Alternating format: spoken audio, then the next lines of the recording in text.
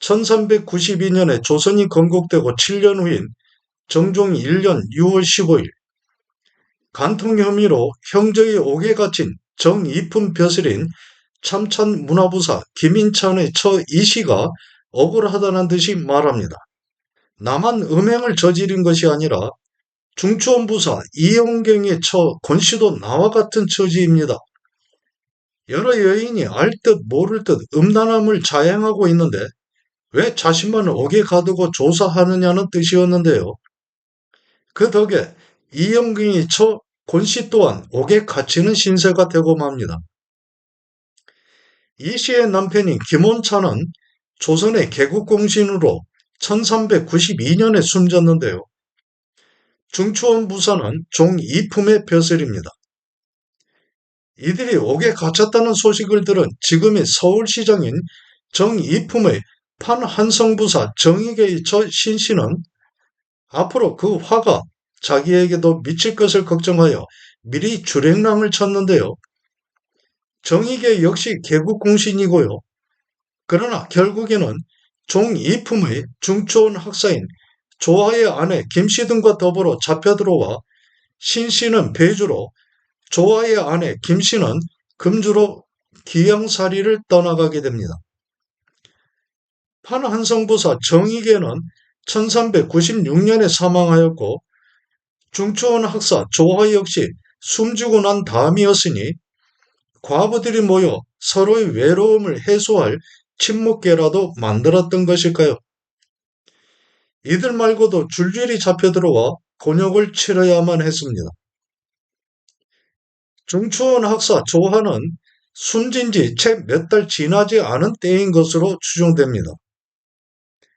그로부터 세월이 훌쩍 지나간 1405년 태종 5년 8월 23일 귀양사리에서 풀려나 다시 이전의 생활로 돌아와 있던 조하의 아내 김씨가 다시 사헌부의 눈에 걸려들어 죄받을 처지에 놓이게 되는데요. 같이 귀양살이 떠났던 정익의 처 신씨와 희청군 김우의 처 김씨가 밤만 되면 조하의 아내 김씨 집에 모여들어 시간을 보내는데 이곳에 정익의 처 신씨의 아우인 취상군 친근애가 매번 함께해 추한 소문이 바깥으로 새어나가 이를 태종에게 아뢰어 이들의 죄를 청한 것입니다. 과부가 된 여인들의 밤모임에 남자인 신근래가 참여해 무엇을 하며 시간을 보냈던 것일까요? 단순한 사교 모임이었다면 사헌부에서 굳이 감시하여 결과를 임금에게 아뢰고 그 죄를 다스릴 것을 청하지도 않았을 것입니다.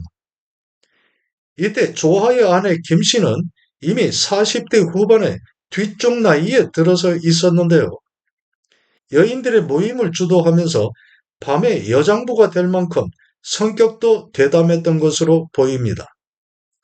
신씨의 아우인 신극래는 1398년 태조 7년에 일어난 제1차 왕자의 난 때 상장군으로 태종을 도와 공을 세워 좌명공신 1등이 되었고 희청군 김우는 태종 이방원의 잠저 시절부터 치종하다 1400년 정종 2년에 일어난 제2차 왕자의 난 때 대장군으로 태종을 도와 희청군에 봉해졌으며 조하는 조선 개국공신 조준의 조카이기 때문에 태종은 더 이상 묻지 않고 버려두게 합니다.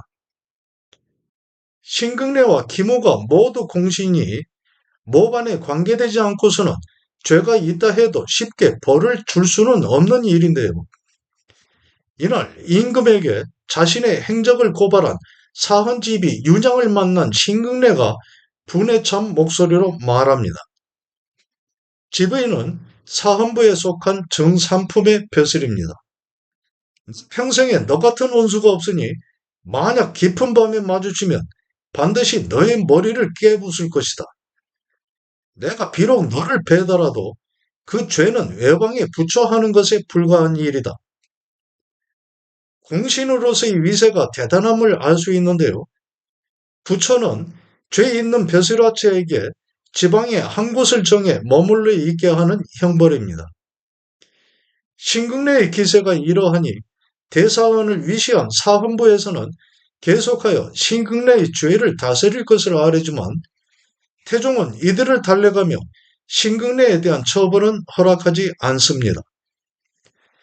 다시 4년이 지난 1409년 태종 9년 8월 5일 50대의 나이를 넘어선 조화의 아내 김씨가 이번에는 위기를 모면하지 못하고 충주로 두 번째의 귀양살이를 떠나가는데요. 대궐 밖의 일들만으로는 성에 차지 않았던 김씨가 왕과 왕부의 시중을 두는 시녀들과도 교류하면서 알게 된 궁안의 일을 누설하고 다녔던 것입니다. 그 사실을 듣게 된 태종이 사람을 시켜 묻습니다. 누구에게 들은 것인가? 김씨가 사실을 직구하지 않자 태종은 사헌부의 명에 조속히 조사하게 합니다. 그에 화들짝 놀란 김씨가 사위인 이종무를 앞세워 여러 차례 대궐로 들어가게 해 사건을 무마하기 위한 안간힘을 다해갔는데요. 조화의 아내 김씨의 사위인 이종무는 뒷날 세종 때 대마도를 정벌한 그 이종무가 맞습니다. 대마도 정벌에 나섰던 이종무는 그 공적으로 한국을 빛낸 100명의 위인에 속해 있기도 한데요. 이종무의 노력 끝에 이를 발설한 궁녀 10인을 밖으로 내쫓고 김씨는 유배하는 것만으로 사건을 끝내게 한 태종이 조용히 말합니다. 죄인을 이미 찾아냈고 또 종무에게 아들과 딸이 있으니 내가 특별히 관대한 은전을 베푼 것이니 사헌부는 다시 말하지 말라. 그에 곧바로 상소가 이어질 것은 당연한 일인데요. 조화의 처는 본디 행실이 추잡해 사람들이 천하게 보고 미워하니 마땅히 멀리 내쫓아 한나라 안에 같이 있지 못하게 해 풍속을 바르게 해야 할 일인데 이제는 또 궁원의 일까지 누설하였으니 그 죄를 논하지 않을 수 없게 되었습니다. 비록 사대부의 집이라 하더라도 아내의 일을 가족이나 종들이 감히 밖에 말을 전하지 못하는데 하물며 대궐 안의 이름에 더할 나위 있겠습니까? 소원하건대 김씨를 국문하여 법에 따라 단죄하소서. 그러나 태종은 이번에도 길을 닫아버리고 맙니다.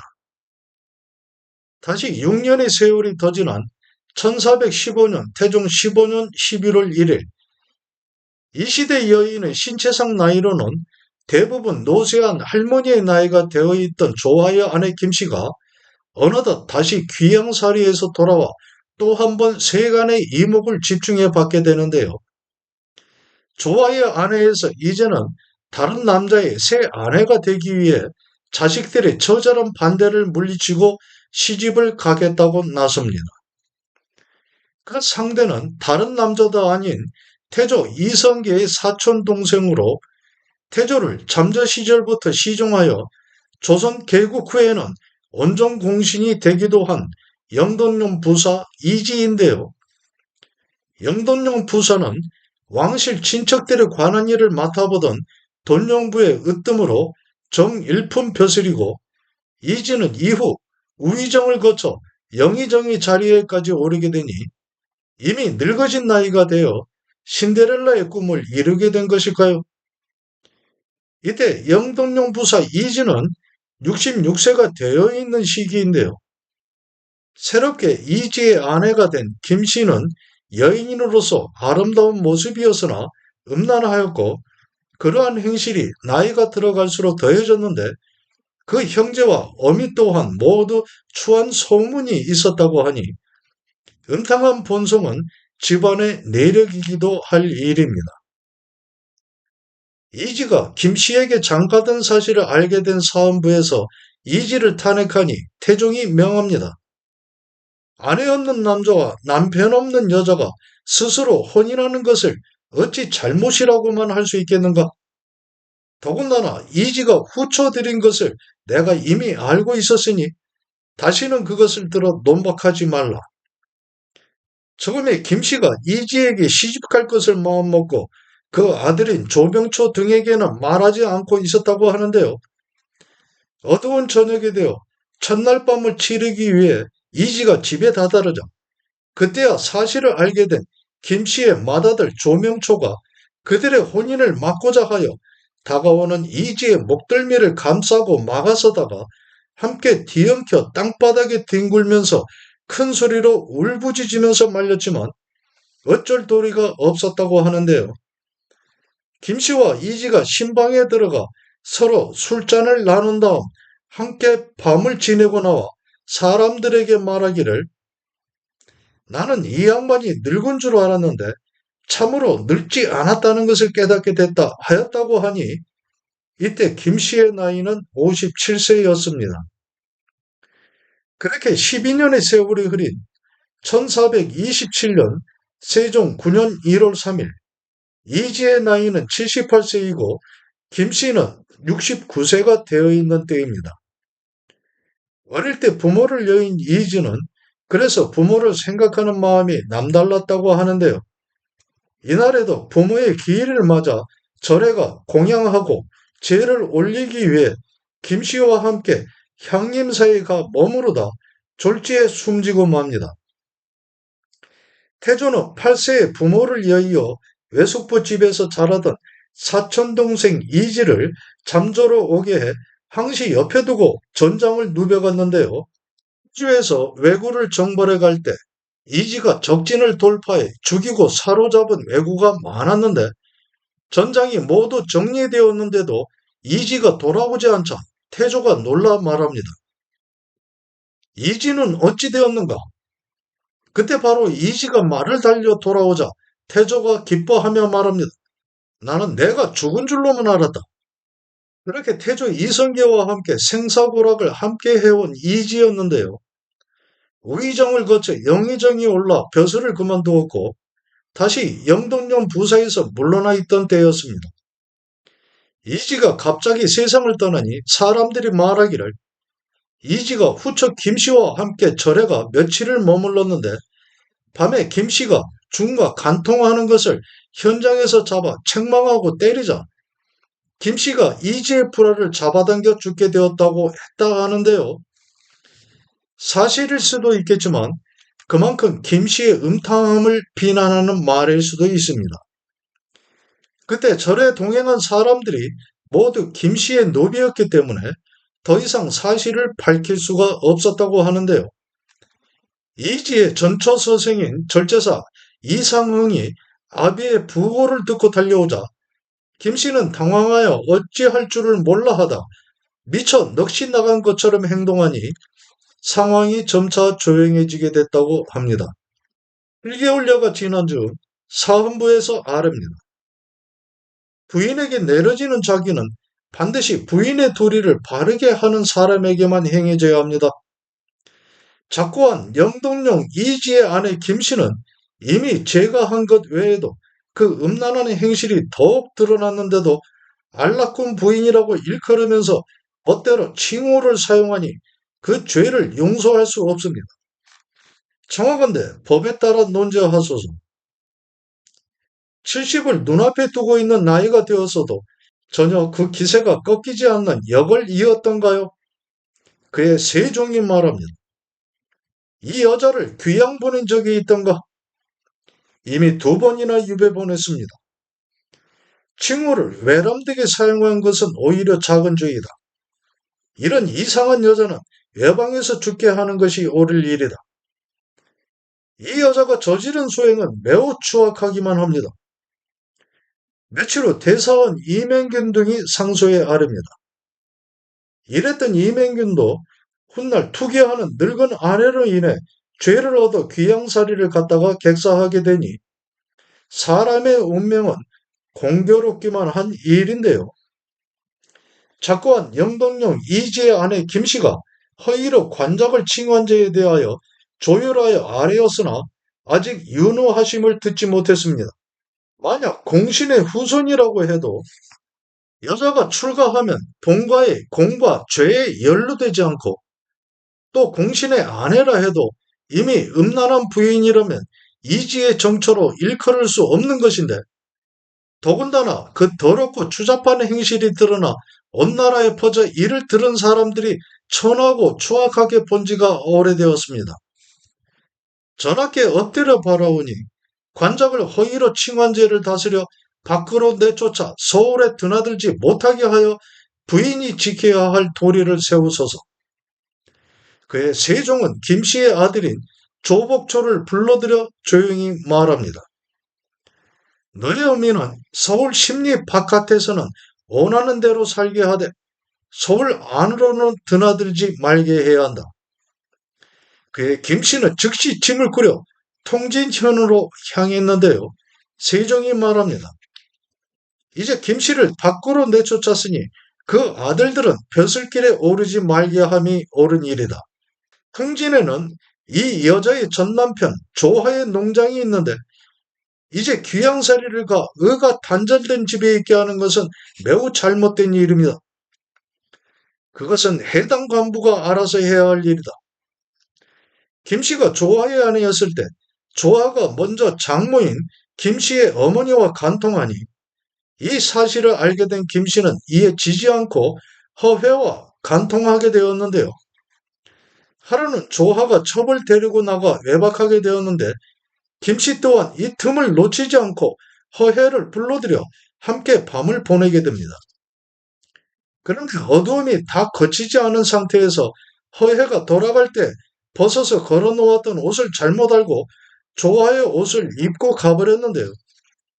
새벽에 돌아온 조하가 방에 들어와 옷을 갈아입고는 이내 몸에 맞지 않는 것을 깨닫고 살펴보다 사실을 알게 되어 김씨에게 힐문하니 김씨가 대답하기를 오늘 밤에 허혜가 와서 머물다 갔는데 옷을 잘못 바꿔 입고 갔나보 하였다고 합니다. 이에 더욱 화가 난 조하가 노발대발하니 김씨는 아랑곳하지 않고 태연하게 대꾸합니다. 당신의 소행이 그와 같은데 어찌 나를 나무라는 것이오? 만약 당신이 이 일을 발설하면 당신이 먼저 끌려간 다음에야 나는 뒤이어 끌려가게 될 것이오. 김씨의 당찬 행동에 기가 차오른 조하가 침을 뱉어버리고 마는데요.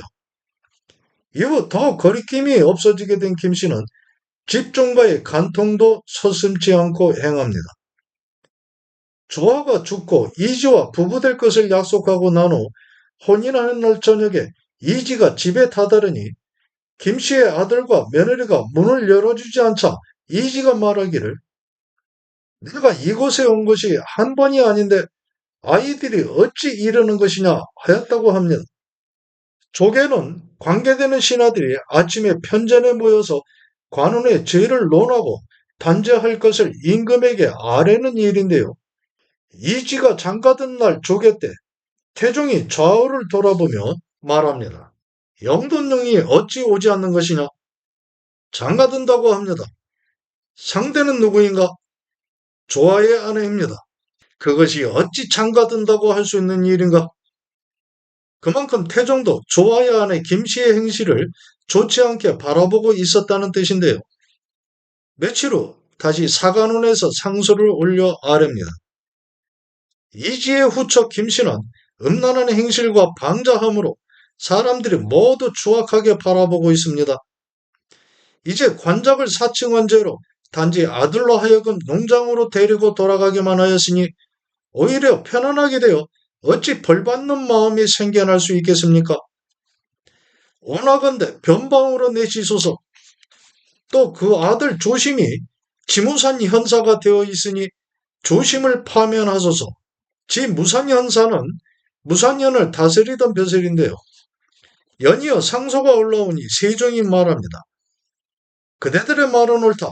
그러나 음란한 행실을 방자하게 저지른 죄는 사면령이 있기 전의 일이고 관작을 사칭한 것은 비록 옳지 않은 일이지만 공신의 아내가 죄를 범했을 때 그 남편의 공언으로 면하게 된 사람도 있고 김씨가 이미 이지의 아내가 되어 종실에 들어있으니 더한 죄를 줄 수는 없다.